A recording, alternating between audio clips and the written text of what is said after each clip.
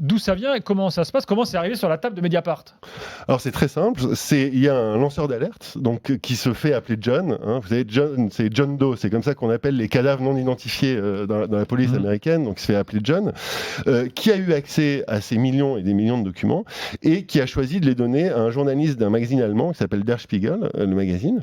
Et ce magazine, étant donné la masse des données, a décidé de les partager avec des médias donc d'un consortium dont Mediapart est membre, qui s'appelle l'EIC.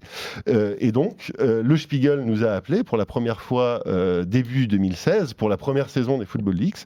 Il nous a dit, ben voilà, on a cette masse de documents, on ne peut pas les exploiter tout seul, donc on va se mettre ensemble à plusieurs médias européens, donc on est 15 là pour cette saison 2.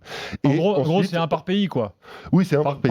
Par grand pays européen. Et on a analysé ces documents à chaque fois pendant des mois. La première saison, c'était 6 ou 7 mois. Cette deuxième saison, c'était 8 mois, parce qu'il y a beaucoup plus de documents. Alors, est-ce que les mêmes infos sortent dans les autres pays? Est-ce que c'est coordonné tout ça? Est-ce qu'aujourd'hui, par exemple... Ce qui intéresse par pays. Alors, c'est coordonné dans le sens où il y a certaines infos les plus importantes qui sortent dans tous les pays à la fois.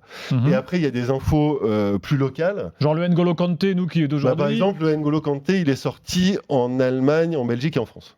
Il n'y a que 3 pays qui l'ont pris, entre guillemets. Voilà. Et après, chaque média, en fait, on met tout en pot commun. C'est-à-dire, on annonce toutes les histoires qu'on a. Et après, chaque média est libre de publier ce qui l'intéresse. Et chacun fait ses recherches sur les données, sur la matière brute des Football Leaks, en fait. Oui, alors, là aussi, il y a des différences. Il y a certains sujets qui sont très franco-français qu'on a fait tout seul. Mais il y a tout un tas de sujets qu'on a fait, en fait, en créant des équipes européennes. Et je pense notamment à toutes nos dernières révélations sur les mineurs, toutes les dérives du marché des jeunes joueurs, où là, il y a 8 journalistes. Qui concerne Monaco hier. Monaco, mais pas seulement, Chelsea, etc. Voilà, avec l'affaire de Traoré, donc l'attaquant lyonnais.